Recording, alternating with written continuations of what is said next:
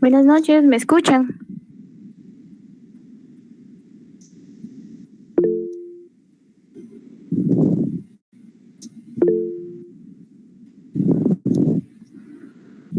Muy bien, no sé qué pasó, pero no, no me escuchaban, estaba de hablar y no. Pero ahora sí, ¿verdad? Confírmenme, por favor, si me escuchan bien. Sí, Ligda. Afirmativo. Muy bien, entonces vamos a continuar. ¿Se recuerdan que la semana pasada estuvimos platicando de casos prácticos? ¿Cómo los vamos a solucionar? Y que en nuestro Código de Derecho Internacional Privado nosotros vamos a encontrar esos principios o esas directrices que nosotros necesitamos. En la última clase yo les mencionaba que por favor ustedes avanzaran con la lectura porque sí tenemos bastantes cosas que ver, y también que leyeran su Código Civil en los temas que nosotros estuvimos viendo. Vamos a dar un pequeño repaso sobre los temas que nosotros estuvimos viendo. Bueno, como primer punto, recuerdan que nosotros estábamos platicando de la ley personal. Tema que ya venimos platicando desde que inició el semestre, la ley personal, que puede ser la ley del domicilio o ley de nacionalidad, donde nosotros encontramos nuestro fundamento de cuál como guatemaltecos es nuestra ley personal.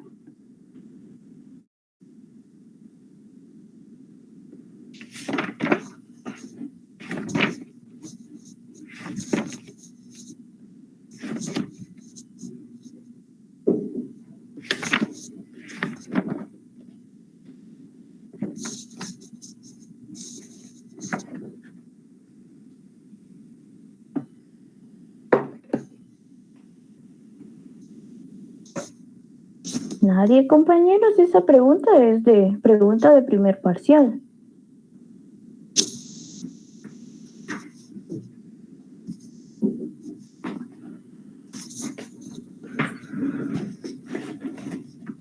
Artículo 32 del Código Civil. No.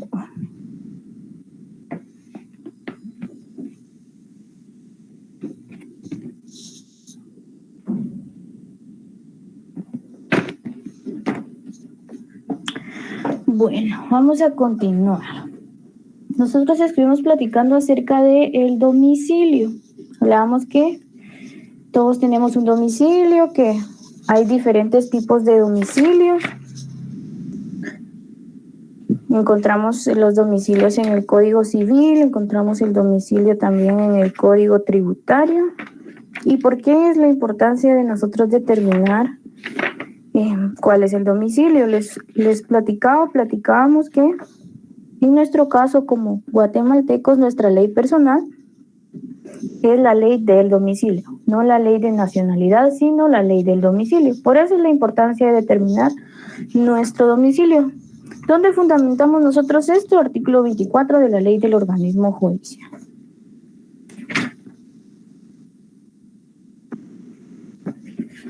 Hablamos un poquito de la ausencia.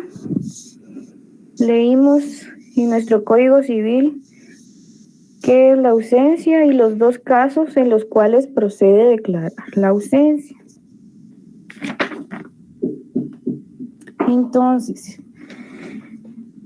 en resumen, dijimos que es competente para declarar la ausencia el tribunal del domicilio del ausente. Si esta persona se fue al exterior, el último domicilio que tuvo en Guatemala va a ser el domicilio determinante, y en ese tribunal es donde nosotros vamos a empezar a solicitar la ausencia. No en ese país donde él se encuentra, si es que se encuentra, o a ese país que él se fue, sino donde tuvo su domicilio en este país. Empezamos a estudiar también el matrimonio y estudiamos el caso de Cuando un extranjero se casa con una persona guatemalteca, hay requisitos adicionales que nosotros debemos llenar. ¿Cuáles son esos requisitos? Antes del matrimonio.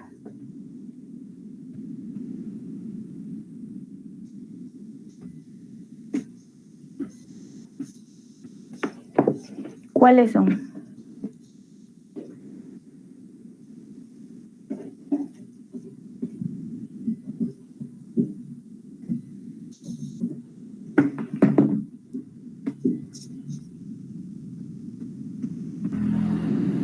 ¿Licda eran las capitulaciones? Ajá, ese es uno de los requisitos, muy bien. Es obligatorio celebrar capitulaciones matrimoniales cuando la mujer sea guatemalteca. Es un requisito adicional porque no se da cuando ambos son de nacionalidad guatemalteca, ¿verdad? Entonces estos requisitos nosotros debemos tomarlos muy en cuenta. Hablamos también de publicar edictos en el diario oficial 3 veces en un lapso de 15 días. Estos tienen un efecto durante 6 meses. En esos 6 meses deben contraer matrimonio las personas y si no, pues se van a volver a publicar esos edictos. Se debe probar la libertad de estado de esa persona que es extranjera. ¿Y cómo lo vamos a probar? Dijimos que no basta con que en el pasaporte diga que es soltero, sino que respecto a las leyes de su país se debe pedir una certificación. Y con esa, ¿qué vamos a hacer nosotros? Igual con todo documento proveniente del extranjero, debe venir con pases de ley. ¿Y nosotros dónde leímos todo esto, compañeros? En el Código Civil. Ahí es donde nosotros encontramos estos requisitos adicionales. Y algo muy importante que nosotros platicábamos también acerca del matrimonio es la capacidad para contraer matrimonio. Vámonos al artículo 36 del Código de Derecho Internacional Privado.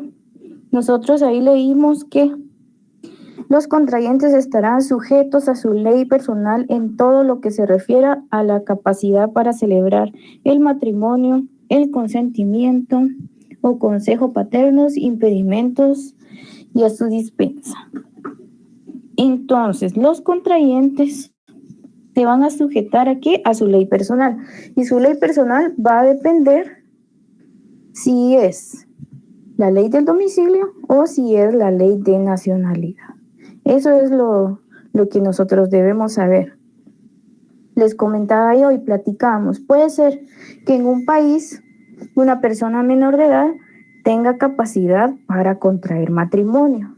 Y si está sujeta a esa ley personal por ley de nacionalidad, entonces aquí nos da, nos aprueba, por decirlo así, que esa persona puede contraer matrimonio. Pero ¿qué pasa si esas personas se quieren casar aquí en Guatemala? No están domiciliados aquí, nada más van de paso en Guatemala. Entonces su domicilio es en ese otro país que sí permite que se casen menores de edad. Ellos deben cumplir con la capacidad de acuerdo a su ley de nacionalidad. Y su ley de nacionalidad establece que se pueden casar menores de edad, pero como nosotros sabemos aquí, los menores de edad no se pueden casar.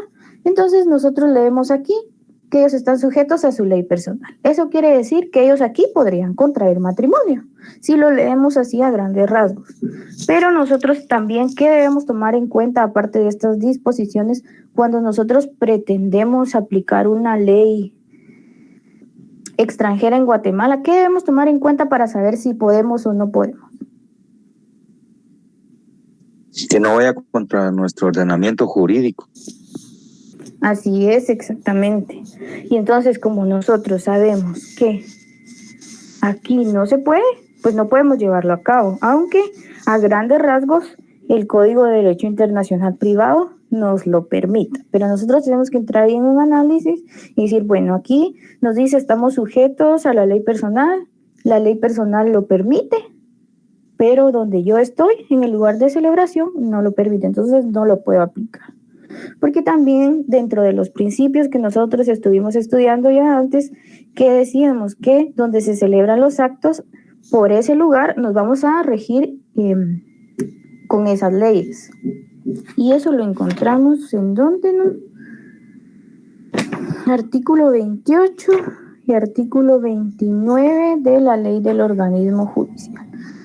Entonces, ya cuando nosotros estamos hablando de casos, tenemos que tomar en cuenta lo que nos establece nuestro Código de Derecho Internacional Privado, pero también los principios, esos principios que estuvimos estudiando. Aquí nosotros los tenemos que aplicar. Bueno, eso fue lo que hablamos un poco de el matrimonio en cuanto a la capacidad, la ley personal, esa excepción que nosotros tendríamos, al igual que mencionábamos, que si en un país se permite que las personas tengan más de un esposo o esposa, bueno, eso es con su ley personal. Pero aquí eso no es permitido, entonces igual atenta contra el orden público y no lo podríamos aplicar. Las formalidades del matrimonio nos vamos a regir nosotros por nuestro principio de locus regit actum, que es el artículo 28 de la ley del organismo judicial. Porque platicamos que en otros países donde la gente va a contraer matrimonio, todos los países tienen similares o pueden ser muy distintos los requisitos que piden para casarse. Pero si una pareja extranjera se viene a casar aquí únicamente porque le gusta el paisaje, porque le gustan las iglesias, por lo que sea, pero no puede venir y decir, bueno, en mi país no me piden nada más que presentar mi pasaporte que dice que soy soltero, por ejemplo. Nosotros guiándonos por nuestro principio de locus regit actum, sabemos que si ellos se van a casar aquí, tenemos que pedir toda la documentación que se le pediría a cualquier contrayente, ya sea que sea de aquí o si no es de aquí, igual debe cumplir con todo eso. Y es más, para los extranjeros, cuando hay extranjero con guatemalteco, pues sabemos que hay requisitos adicionales que cumplir. Entonces, en ese sentido, pues las formalidades sabemos nosotros que se basan en este principio, locus regit actum.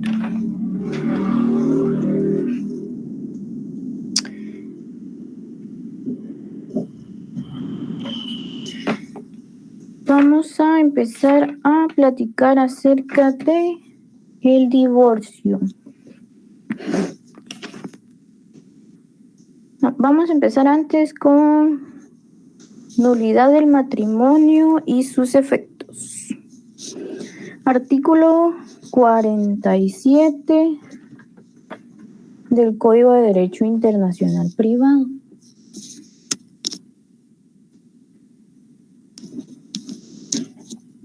La nulidad del matrimonio debe regularse por la misma ley a que esté sometida a la condición intrínseca o extrínseca que la motive. O sea que si nosotros queremos declarar nulo un matrimonio, ¿bajo qué ley nos vamos a regir para declarar esa nulidad?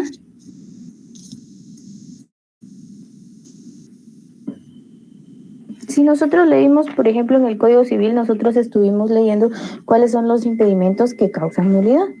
Entonces, aunque el matrimonio no haya sido celebrado aquí, pero nosotros queremos declarar un matrimonio nulo por esa causal, pues obviamente nos vamos a fundamentar en esa ley y vamos a llevar esa nulidad aquí en los tribunales de Guatemala. ¿Por qué? Puede ser que las causas de nulidad aquí no sean las mismas causas en otros países.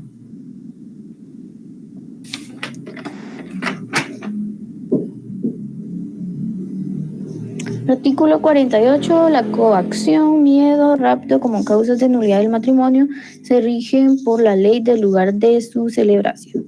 Donde fue celebrado el matrimonio, dependiendo de ese territorio, dependiendo de las leyes de ese territorio, vamos a nosotros a ver si la coacción, miedo y rapto son causas o no de nulidad, porque no en todos los países son las mismas causas.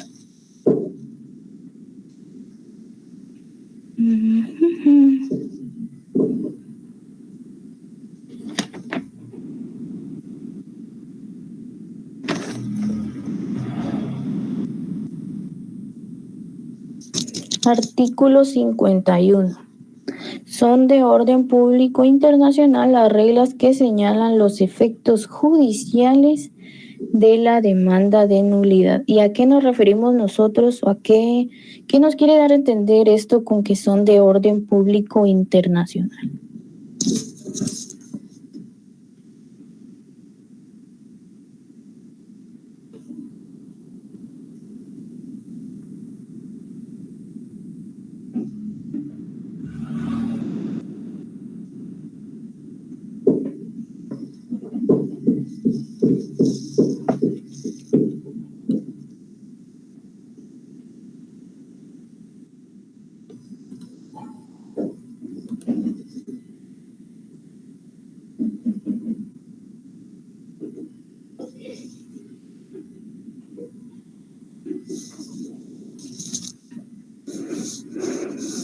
Bueno, vamos a continuar. Miren, es importante que ustedes estén leyendo estos artículos. Desde que empezamos el curso, les dije que tenían que leer todo el código. Y ahorita que vamos finalizando, asumo yo que ya lo tienen leído. Como les había comentado, el examen final van a ser casos prácticos. Entonces vamos a poner casos con personas, si esta persona es de aquí, se relacionó con otra de allá, dónde va a solucionar, bajo qué ley se va a regir, qué principios puede o sobre qué principios se va a basar, fundamentese, razón y todo eso.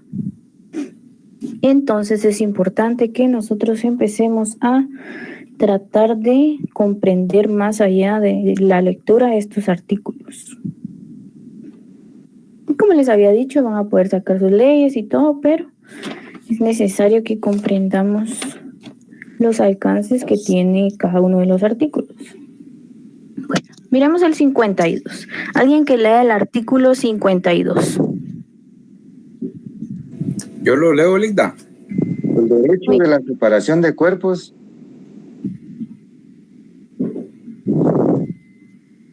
Dele, Giovanni. Gracias. El derecho a la separación de cuerpos y al divorcio se regula por la ley del domicilio conyugal, pero no puede fundamentarse en causas anteriores a la adquisición de dicho domicilio, sino si no las autoriza con los iguales efectos a la ley personal de ambos cónyuges. Muy bien.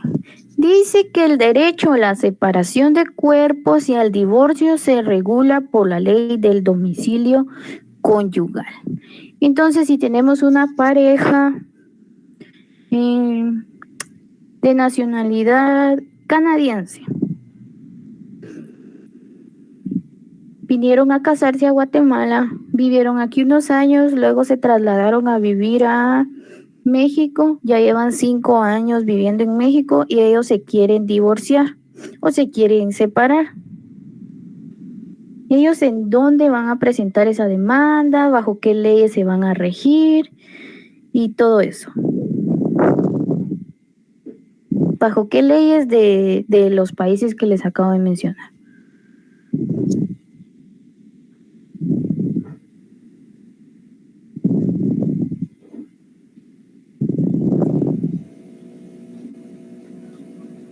¿Será desde su domicilio de ellos, Canadá sería? Porque allá se casaron. Ellos se casaron aquí, en Guatemala. En Guatemala. Son canadienses, se casaron en Guatemala, vivieron aquí y ahora están viviendo en México. Ya llevan años viviendo en México.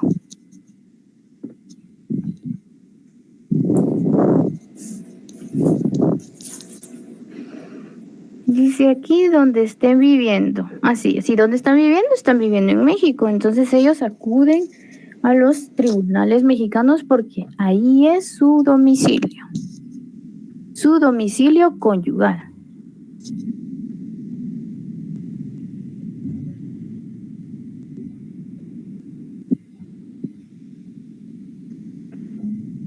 Artículo 54, muy importante también, establece las causas del divorcio y de la separación de cuerpos se someterán a la ley del lugar en que se soliciten, siempre que en él estén domiciliados los cónyuges. ¿Qué nos establece? Las causales, como lo llamamos aquí, del divorcio,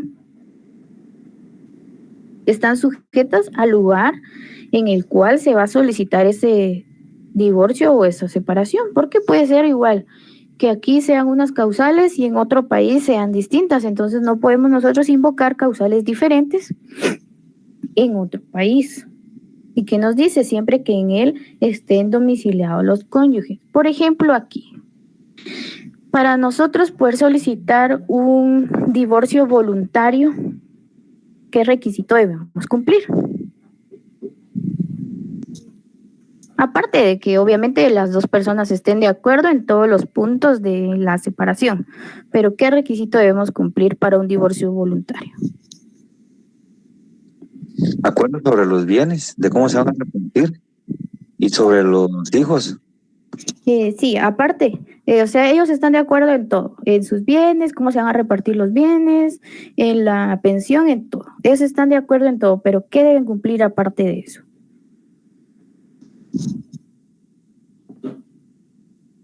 Tendría que haber una demanda y orden del juez. Un año de haber sido casados. Después. Así es. Causales. Un año de estar casados. Si ellos no tienen un año de estar casados, ¿pueden solicitar un divorcio voluntario aquí en Guatemala? Bueno, No. pueden solicitarlo, pero que el juez lo dé es otra cosa, que es un requisito indispensable para un divorcio voluntario. Entonces, aquí nos menciona que las causas del divorcio y la separación se someten a la ley del lugar en que se solicite.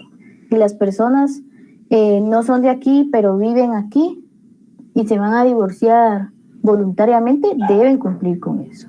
A diferencia de otros países que se casan hoy, pueden solicitar el divorcio mañana y ya está. Entonces eso debemos nosotros tomar en cuenta. ¿Qué requisitos pide cada país? Obviamente nosotros no lo sabemos, ¿verdad? Porque apenas manejamos nuestra legislación, no vamos a manejar todas, pero es importante que nosotros tomemos en cuenta esto.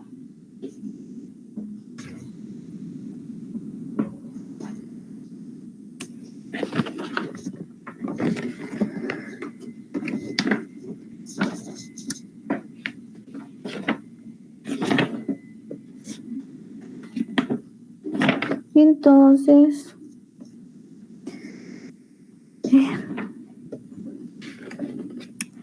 se llega al consenso internacional que el tribunal competente para tramitar el divorcio es el correspondiente al domicilio de los cónyuges. ¿Por qué? Porque ahí nacen las causales. Obviamente, si ellos están viviendo aquí, aunque no sean de aquí, tienen su domicilio aquí, pues aquí es donde nacen esos motivos para ellos querer separarse. Y este sí es un consenso universal, te podría decir, que el tribunal que es el competente para llevar esos divorcios es el del domicilio de los cónyuges, no otro, no el de su ley de nacionalidad o donde ellos se casaron, que es otra cosa también. Puede que ellos no se hayan casado aquí, pero eso no importa, sino lo importante para determinar dónde ellos se van a divorciar, qué leyes van a tener que tomar en cuenta, qué tribunal es donde está el domicilio conyugal.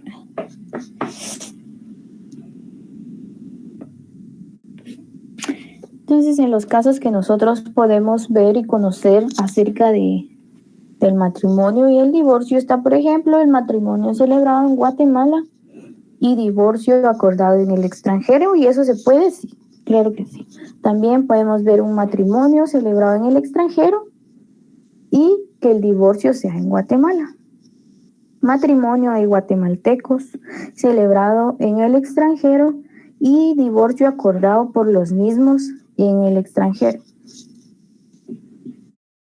¿Y por qué a nosotros nos importa ese caso, por ejemplo, de un matrimonio de guatemaltecos que se casaron, por ejemplo, en México? Se divorciaron ahí mismo. Pero si en determinado momento esta pareja que se casó en el extranjero inscribió su matrimonio aquí en Guatemala, porque ellos son guatemaltecos, aunque ellos se hayan divorciado en el extranjero, también les interesa asentar ese divorcio o inscribir ese divorcio que se llevó en el extranjero aquí en Guatemala. Y se recuerdan que eso pues ya lo estudiamos, la ejecución de sentencias extranjeras y todo los pasos que nosotros debemos seguir hasta llegar a la inscripción en el RENAP. También podemos ver el caso de matrimonio de extranjeros celebrado en Guatemala y divorcio en Guatemala.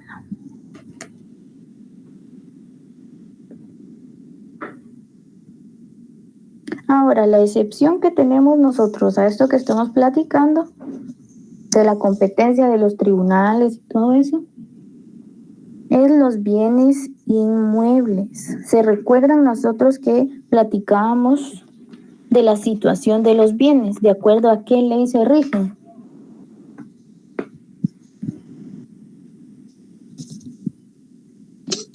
Lex Rey Citae. Muy bien. ¿Qué nos dice este principio? Se rigen de acuerdo al lugar de su ubicación. O en todo caso, también el juzgador,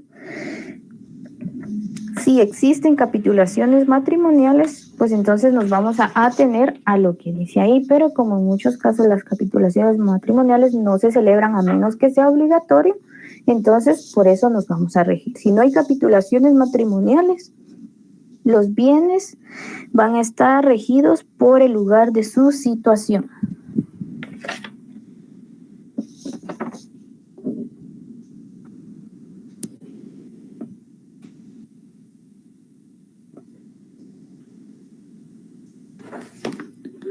Vamos a pasar ahora a ver un poco de paternidad y filiación.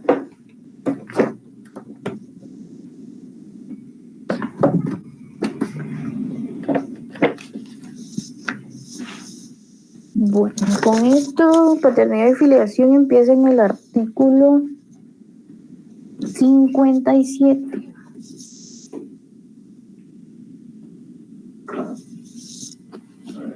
Como hemos venido platicando, el ser humano de naturaleza sociable y cosmopolita, que tiene negocios en el extranjero, que viaja y de todo. Entonces es imposible pensar que únicamente van a tener hijos en el lugar de su domicilio o en el lugar donde viven, sino que se dan estos problemas que tienen hijos en diferentes países. Y realmente cuando esto sucede es bastante complicado. Creo que todos hemos visto más de algún caso mediático de famosos que tienen hijos en otros lados. Y entonces, ¿cómo hacemos nosotros para, por ejemplo, presentar una demanda de alimentos? ¿Bajo qué reglas nosotros nos vamos a basar? ¿Qué ley vamos a atender cuando el hijo es de un estado y el papá es de otro estado? O aunque no sean de diferentes estados, tienen domicilios en diferentes estados. Esto pues es un poquito complicado, pero es algo que sucede bastante. Vamos a leer el artículo 57. ¿Alguien que le dé lectura, por favor?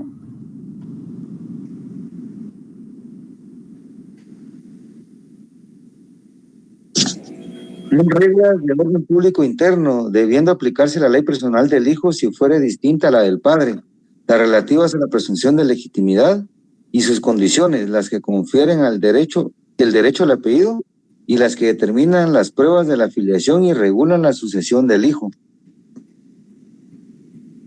Muy bien. Entonces, si ambos tienen la misma ley personal, esa es la que vamos a aplicar. Pero si son distintas, ¿en cuál nosotros nos vamos a basar? Aquí nos dice que en la del hijo.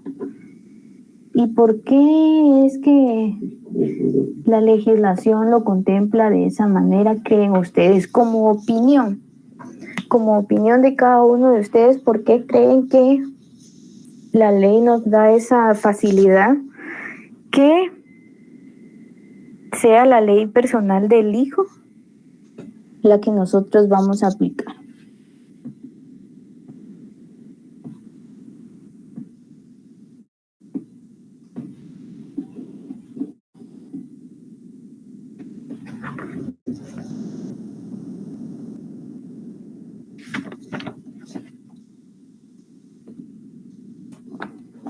Yo considero que es como protección del menor, ya que el menor podría estar con los padres o con la madre, como en este caso que fuera un hombre el extranjero. Entonces, si el menor vive con la mamá, estaría en el lugar de origen y creo que sería como para protegerlo, considero. Sí, muy bien, muy bien. Siempre la ley da esta preferencia porque obviamente la ley trata de proteger más a los menores.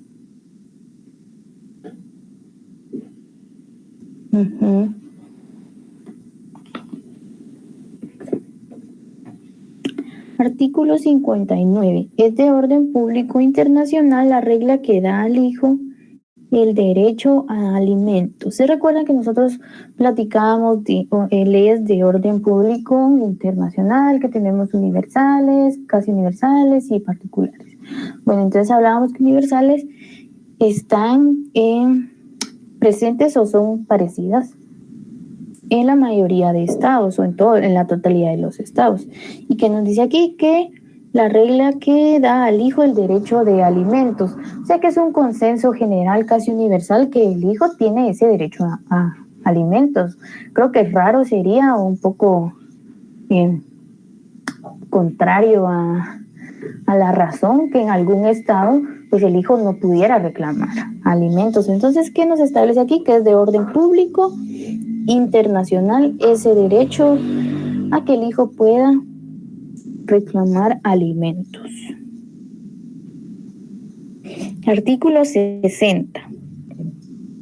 La capacidad para legitimar se rige por la ley personal del padre y la capacidad para ser legitimado por la ley personal del hijo, requiriendo la legitimación la concurrencia de las condiciones exigidas en ambas. O sea que aquí van a concurrir dos legislaciones a la vez, tanto la del padre como la del hijo, y ambas deben cumplirse.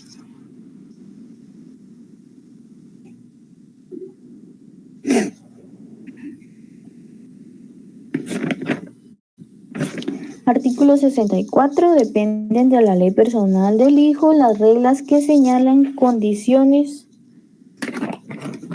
al reconocimiento, obligan a hacerlo en ciertos casos, establecen las acciones a ese efecto, conceden o niegan el apellido y señalan causas de nulidad. ¿Qué nos establece otra vez aquí? Depende de la ley personal del hijo.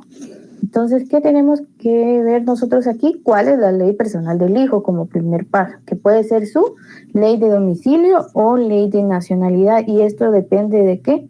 Ya depende de cada estado. Nosotros sabemos que aquí en Guatemala, cuando dice, por ejemplo, si aquí estamos hablando de un hijo que es guatemalteco y nos establece aquí, depende de la ley personal del hijo, y es un niño guatemalteco, nosotros sabemos que esa ley personal es la ley del domicilio.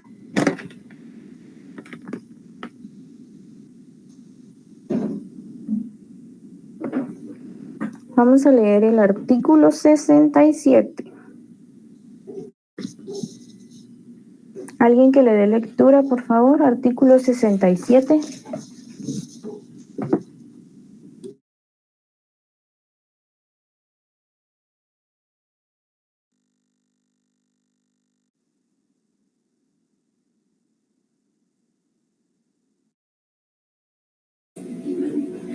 Artículo 67.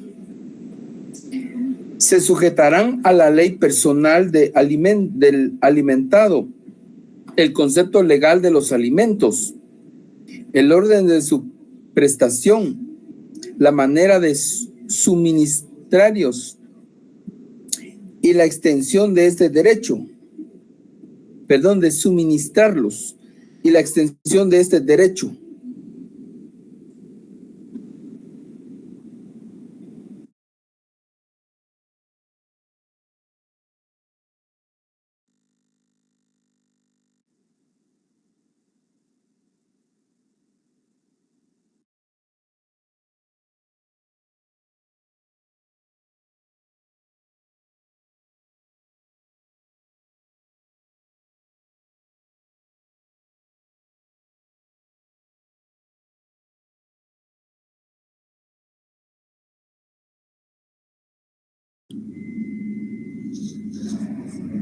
Vamos a leer el artículo siguiente y después vamos a profundizar un poco en esto. ¿Alguien que le dé lectura al 68, por favor?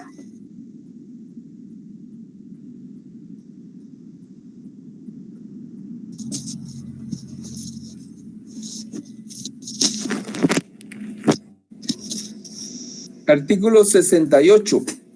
Son de orden público internacional las disposiciones que establecen el deber de prestar alimentos, su cuantía, reducción y aumento, la oportunidad en que se debe y la forma de su pago, así como las que prohíben renunciar y ceder ese derecho. Muy bien. Como siempre vimos aquí en el artículo 64 que está esa protección a la persona que va a recibir los alimentos. Y si estamos hablando de una persona que va a recibir los alimentos que es guatemalteca, esa extensión que nos habla aquí dice, el concepto legal de los alimentos. Bueno, sabemos que aquí en Guatemala los alimentos, ¿qué conforma aparte de la comida? Todo lo necesario para el bienestar del menor, como vivienda, alimentación, educación, salud, vestimenta. Recreación también. Recreación también. Puede que en otro país no conlleve todo esto. Artículo 278 del Código Civil, la denominación de alimentos comprende todo lo que es indispensable para el sustento, habitación, vestido, asistencia médica, educación e instrucción. Entonces, este concepto legal, porque así lo describe el Código Civil, es el que nosotros tendríamos que tomar en cuenta si el alimentado es una persona que su ley personal pues es la de aquí, ya sea porque es guatemalteca y su domicilio es aquí, o es extranjera pero su domicilio es aquí. Entonces, este sería el concepto que abarca todo lo que es alimentos. Dice también el orden de su prestación. ¿Cuál es el orden y el fundamento que nosotros tendríamos que tomar en cuenta de esa persona que su ley personal es la de aquí?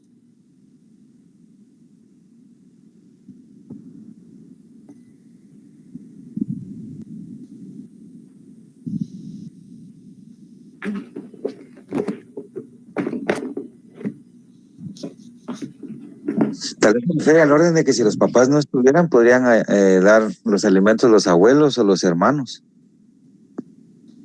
Sí, también. Esas serían las personas obligadas.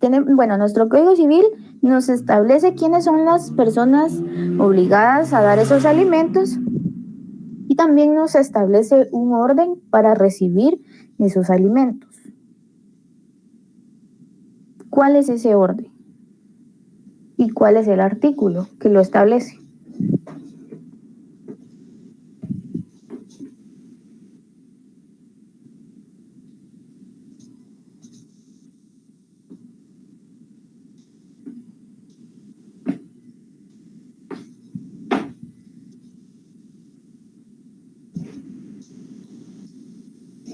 Bueno, el orden El artículo 283 del Código Civil, licenciada. Esas son las personas obligadas.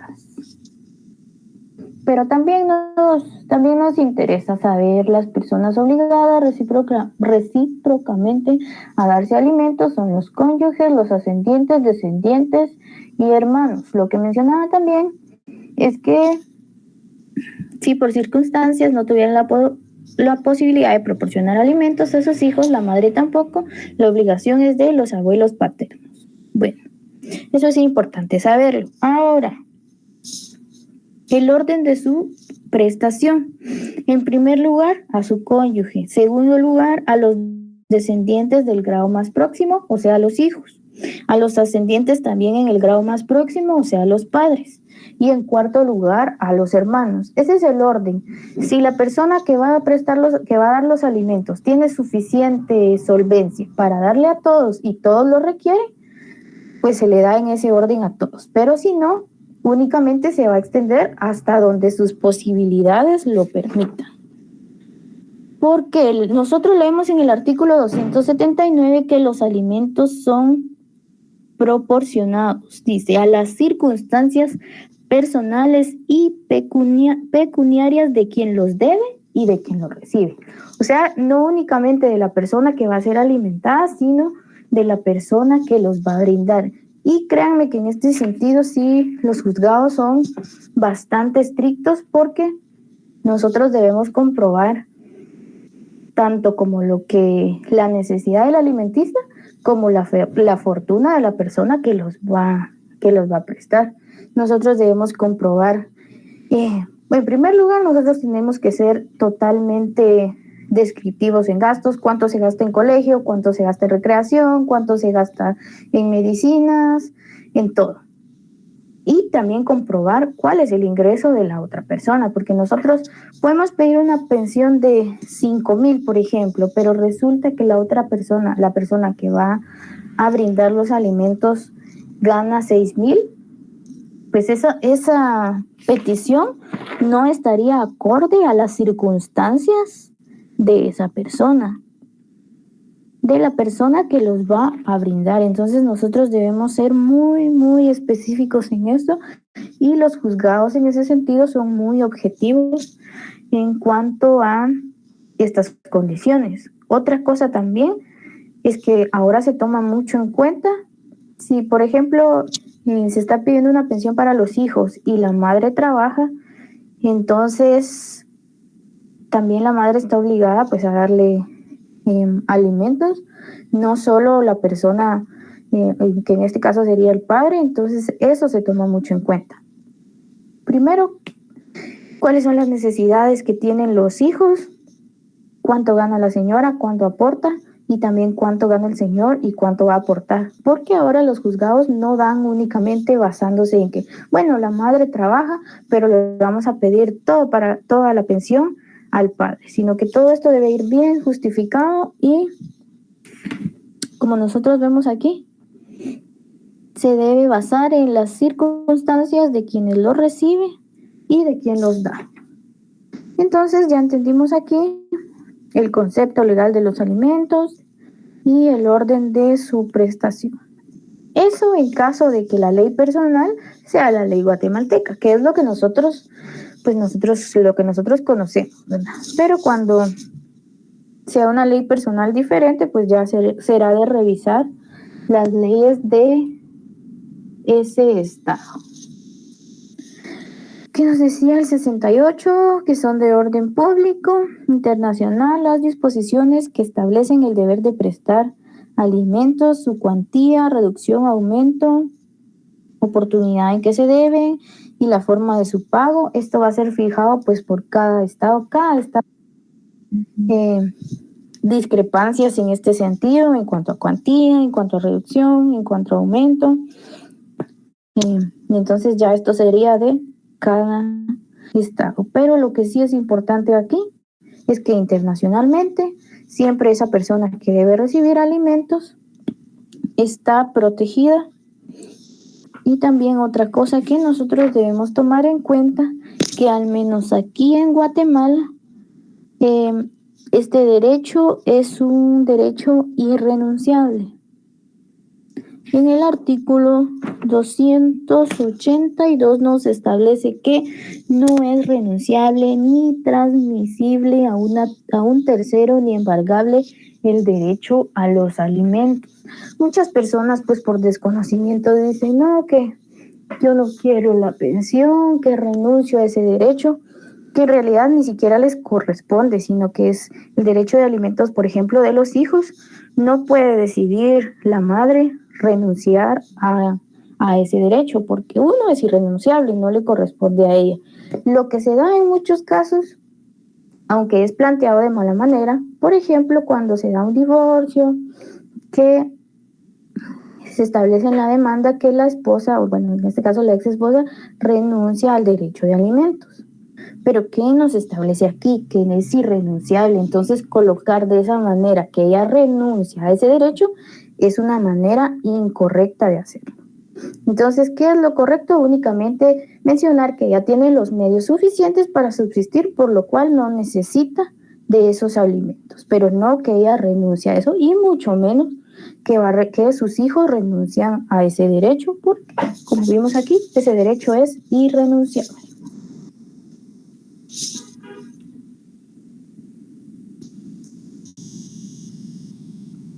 Bueno, y ahora continuando, patria potestad.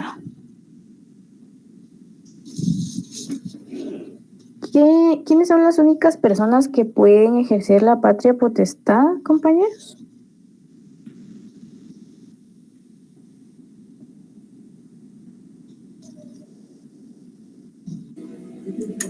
Los padres. Los padres son los únicos.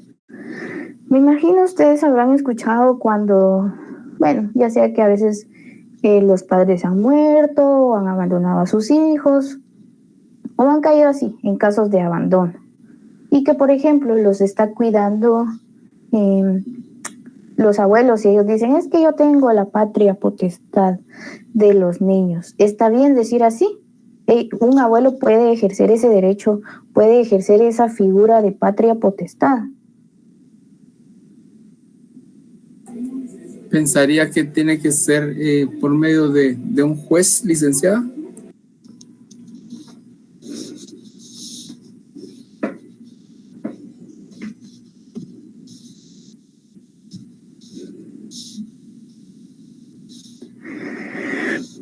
La figura de patria potestad únicamente la pueden ejercer los padres. Si los padres han muerto, no están, los han abandonado o cualquiera que sea el caso, una persona que pues los esté cuidando, en este caso, como les menciono, los abuelos, no pueden ellos tener la patria potestad, porque esta figura es única y exclusivamente de los padres, sea que la ejerzan o no.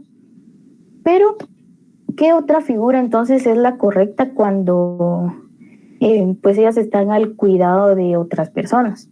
Tenemos, por ejemplo, lo que es la tutela o lo que se pide generalmente en los juzgados de niñez para protección inmediata es la figura de la guardia y custodia, pero la guardia y custodia es muy diferente a la patria potestad, que la patria potestad únicamente le corresponde a los padres.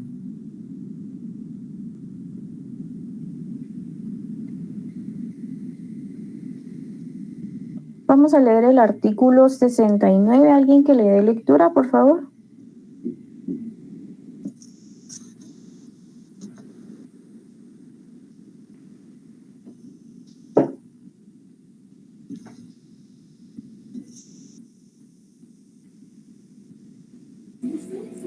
Artículo 69. Están sometidas a la ley personal del hijo la existencia y el alcance general de la patria potestad respecto de la persona y los bienes, así como las causas de su extinción y recobro y la limitación por las nuevas nupcias del derecho de castigar. Muy bien.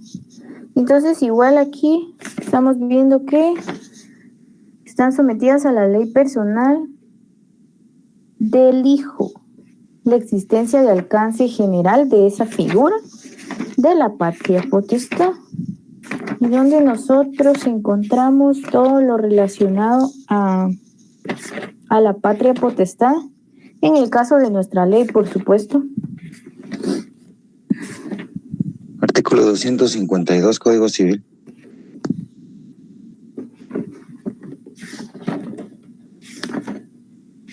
Muy bien.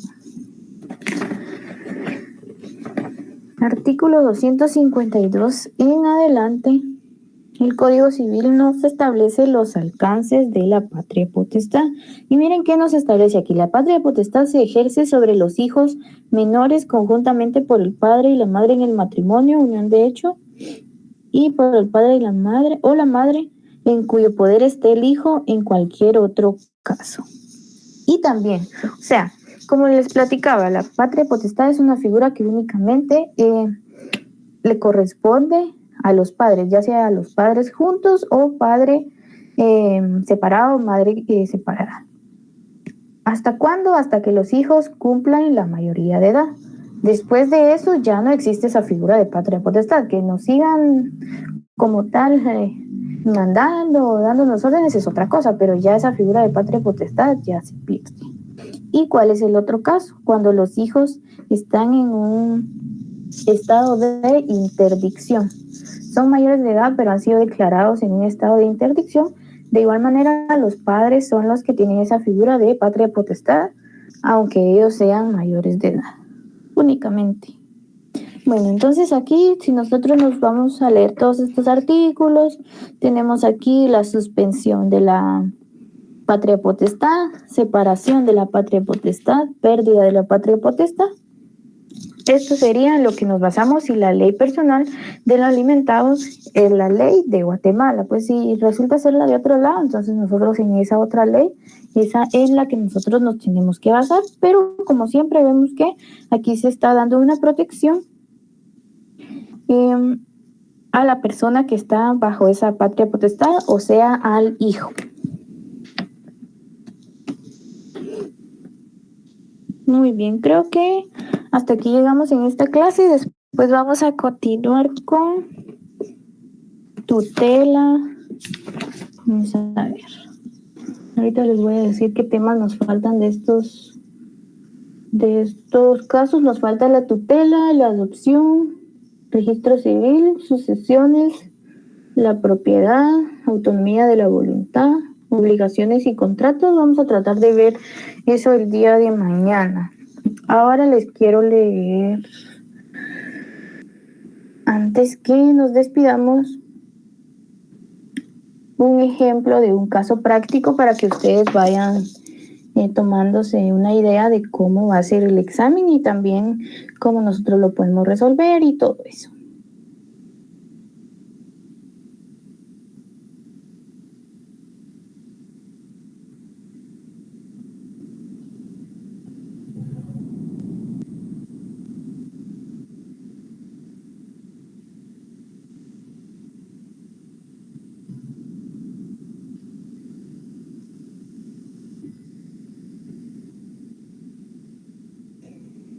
Ahorita voy.